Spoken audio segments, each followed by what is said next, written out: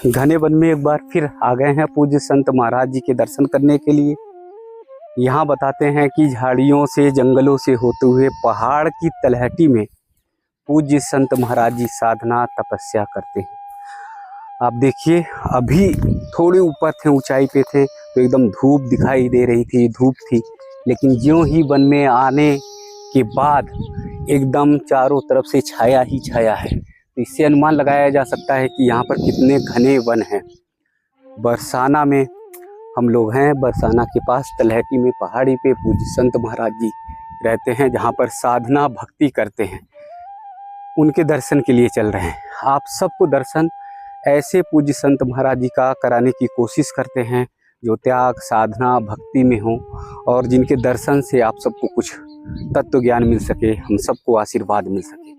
चारों तरफ अगर देखेंगे तो यहाँ पर एकदम वन ही वन है, जंगल है, पूरी तरह से घना जंगल है, एक भी व्यक्ति यहाँ पर नहीं है, लेकिन पूज्य महाराज जी घने वन में रहकर साधना तपस्या करते हैं।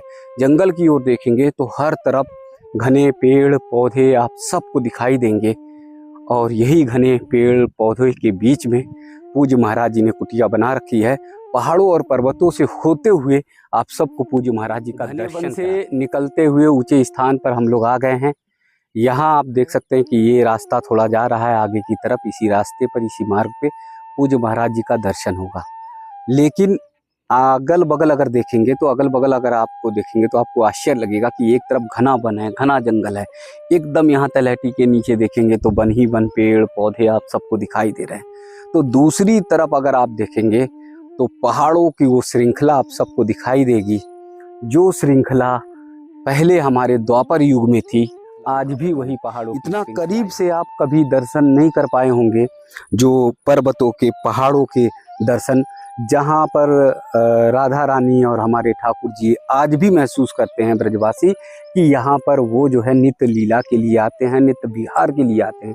तो ये पहाड़ों को देखेंगे कि कैसे पहाड़ ऊंचे ऊंचे बने हुए हैं। इन टीले पर भी अभी बहुत सारे ऐसे संत हैं जो गुप्त संत हैं, जो यहाँ पर साधना त्याग तपस्या करते हैं, उनके भी दर्शन कराएंगे। लेकिन इससे आगे जो है एक पूज्य संत महाराज जी हैं जो वर्षों से कठोर साधना तपस्या कर रहे हैं, उनका दर्शन कराएंगे। आइए महाराज जी का दर्शन करने के लिए चलते हैं। घने वन के रास्ते से होते हुए महाराज जी के पास पहुंचेंगे। महाराज जी का आशीर्वाद दर्शन आप सबको भी कराएंगे।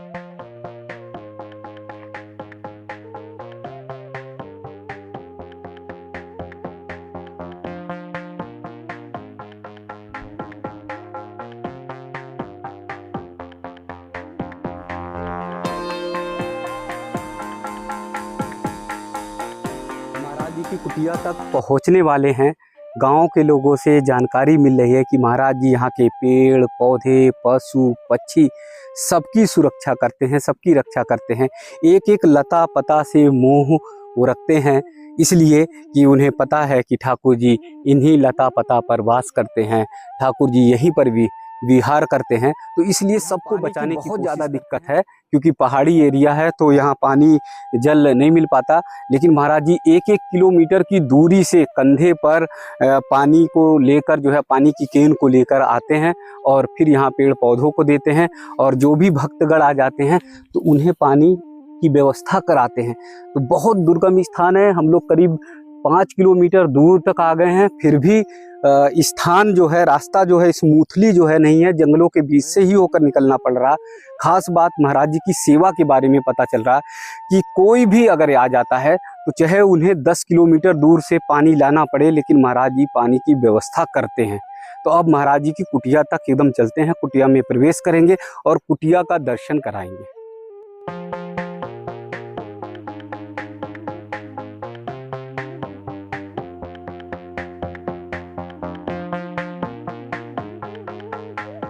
पूज्य महाराज जी की कुटिया तक पहुंच गए हैं और आप सबको जो है अब दर्शन कराएंगे महाराज जी के। यहाँ आप देखिए, यहाँ से आपको एक बार फिर वन जंगल दिखाई देगा, यहाँ थोड़ी सूर्य की रोशनी दिखाई देगी। ये देखिए, जैसे मैंने बताया था कि महाराज जी कितनी दूर से लाकर पेड़ पौधों को पानी देते हैं।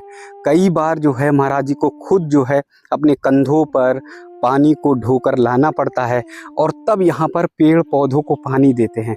यानी पौधों के प्रति, पेड़ के प्रति, प्रकृति के प्रति हमारे पूज्य संत महाराज जी लोग कितने संवेदनशील हैं, ये जान सकते हैं हम सब।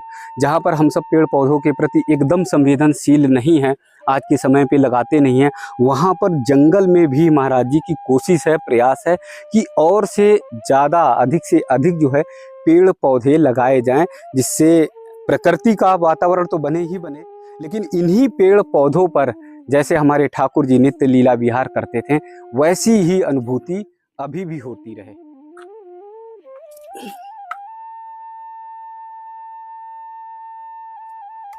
दर्शन करने आ गए थे महाराज जी, मैंने कहा आपका दर्शन कर लें। बहुत बहुत दंडवत, बहुत बहुत प्रणाम महाराज जी। आपका दर्शन हमारे लिए बहुत बड़ा सौभाग्य है। इतने तलहटी में, वन में, जंगल में और इतने कुटिया को बनाकर जो है साधना तपस्या कर रहे हैं। महाराज जी चूँकि मौन है, बहुत कम बोलते हैं, तो इसलिए जो है महाराज जी से वैसे तो बातचीत नहीं हो पाएगी। थोड़ी ही झलक महाराज जी की दिखती है, दर्शन देते हैं। दर्शन देने के बाद फिर पूज्य महाराज जी कुटिया में पहुंच जाते हैं। तो इसलिए मैं आग्रह बहुत नहीं करूंगा, क्योंकि उनका व्रत है, उनका संकल्प है, तो पूज्य महाराज जी का संकल्प जो है वो नहीं टूटने दूंगा। महाराज जी की सेवा दिखाएंगे कि कैसे त्याग तपस्या से, कठिन साधना से महाराज जी सेवा करते हैं। एक छोटे छोटे पौधे को भी जल देते हैं, जबकि जल यहाँ जी को खुद स्वयं केन पे लाद कर लाना पड़ता है, तब यहाँ तक आ पाता है। लेकिन पौधों के प्रति, पेड़ पौधों के प्रति तो महाराज जी का जैसे लगता है कि इसमें प्राण बसते हैं।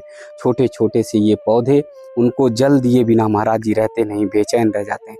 पत्थर पर, पहाड़ पर पौधों को स्थापित करना, उन्हें लगाना, उन्हें संजीवनी देना यानी जल देना उनके लिए बहुत बड़ी बात होती है। लेकिन महाराज जी यहाँ पर जितने भी पौधे लगे हुए उन सबको जल देने के लिए व्याकुल हो जाते हैं। कई बार ऐसी होती है कि जल की व्यवस्था नहीं हो पाती है, तो महाराज जी की आंखें छलक आती हैं। महाराज जी के आंखों में आंसुओं का एकदम सैलाब सा उमड़ पड़ता है। महाराज जी कहते हैं कि माफ़ी मांगते हैं, क्षमा मांगते हैं, कहते हैं हे लता पता, आज तुम्हें जल नहीं दे पाया। अगर आज मैं जल नहीं दे पा रहा हूँ, आज मैं तुम्हें तुम्हारा भोजन नहीं दे पा रहा हूँ, तो मैं स्वयं भूखा रहूँगा, मैं स्वयं अन्न और जल ग्रहण नहीं करूँगा। कई बार महाराज जी ऐसे संकल्प ले लेते हैं। आज के समय में ऐसी तपस्या, ऐसी साधना आपको कहाँ दिखाई देगी, जहाँ पर पेड़ पौधों के प्रति इतनी संवेदना देखने को मिलती है। एक जगह पर कहीं ऐसा नहीं है जहाँ पर महाराज जी ने जल पौधों को दिया नहीं हो। देखिए कितना सुंदर जो है पुष्प जो है वो एकदम से पुलकित है, हर्षित है। और यही पुष्प जब हमारे ठाकुर जी को, राधा रानी को चढ़ता है, तो फिर जो है कितना भाव, कितनी भक्ति आती होगी, आप सब समझ सकते हैं। छोटे छोटे पौधे, वाह! यहाँ पर तो दर्शन ही हो गए। हमारे मुरली कानाधर, हमारे कन्हैया और हमारी राधा रानी दोनों साक्षात यहाँ पर दिखाई दे रहे हैं। मुरलीधर कन्हैया का दर्शन आप देखिए, मुरली बजाते हुए, भावपूर्ण दर्शन है। राधा रानी का दर्शन आप यहाँ पर देखिए, इस तलहटी के नीचे ये दर्शन आप देखेंगे तो फिर जो है आप समझ सकते हैं। क्योंकि ऊपर अगर देखेंगे तो ऊपर एकदम पहाड़ ही पहाड़ है, और उस पहाड़ के नीचे यहाँ पर अपने आराध्य इष्ट देव कान्हा को, मुरलीधर को यहाँ पर पूज्य महाराज जी ने स्थापित कर रखा है। बहुत सुंदर दर्शन है, बहुत भावपूर्ण दर्शन है। पूज्य महाराज जी के चरणों में 100 बार दंडवत की ऐसी तपस्या, ऐसी साधना, ऐसी वंदना पूज्य महाराज जी ने की है। ये बस क्षणिक मात्र दर्शन मिल जाए, लेकिन वो हम सब के लिए सौभाग्य है। देखिए छोटे छोटे पौधे में भी जल देने के लिए ये छोटे से गमले हैं। महाराज जी खुद स्वयं जो है दिखा रहे हैं, इशारा कर रहे हैं। छोटा सा गमला है, यहाँ पर भी जल है। यानी जैसे प्राणी मात्र को, हम लोगों को प्यास लगती है, तड़प पड़ते हैं, एकदम से बेचैन हो जाते हैं, वैसे इन स्थानों पर पौधों को पानी दिया है। आंखें भर आती हैं, आंसुओं का सैलाब उमड़ पड़ता है। महाराज जी की पुण्य भक्ति को देखकर कहाँ कहाँ पर पौधों को लगाया हुआ है, और यही पौधे में जल दिया हुआ है और हरियाली दी है। आप यहाँ पर देखेंगे, अगर आपको देखने में महसूस हो जाएगा, ये एकदम पत्थर पहाड़ है जहाँ पर हम दर्शन कर पा रहे हैं, जहाँ हम स्पर्श कर पा रहे हैं। यहाँ पर जल की व्यवस्था कर पाना बहुत दुर्गम है, बहुत मुश्किल है। लेकिन महाराज जी हर जगह जल की व्यवस्था करके और पौधों को हरा भरा किए हुए हैं। ये सब देखिए, इसी में हमारे ठाकुर जी, हमारे कन्हैया के तो प्राण बसते हैं। पेड़ पौधों के बिना तो ब्रज की कल्पना ही अधूरी है, क्योंकि पेड़ पौधे लता पता से ही ब्रज की सुंदरता है, और उसी ब्रज की सुंदरता को पूज्य महाराज जी ने बना रखी है।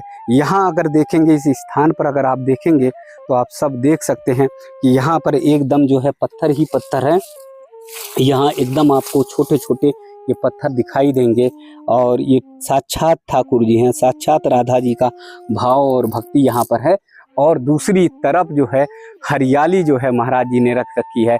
अमरूद की भी के फल भी आ रहे हैं, अमरूद भी दिखाई दे रहा। तो ये सब महाराज जी की सेवा का प्रतिफल है। देखिए ना, जड़ में कितना सारा जल डाले हुए हैं। महाराज जी खुद ढो ढो कर 1.5 किलोमीटर 2 किलोमीटर दूरी से लेकर आते हैं, और तब वो जल यहाँ पर देते हैं। यहाँ छोटे छोटे पौधों को भी अरे वाह, जामुन का जो है पौधा लगा रखा है, और आने वाले दिनों में, आने वाले कुछ वर्षों में जो है जामुन भी तैयार होगी, तो जामुन भी यहाँ आप सबको मिल पाएगी। और यहाँ देखिए पूरी जगह पर जल दिया, ये छोटा सा पौधा यहाँ पर भी जल दिया है। साथ ही अब यहाँ देखिए घना वन, इधर आप देखेंगे तो पूरा जंगल ही जंगल है।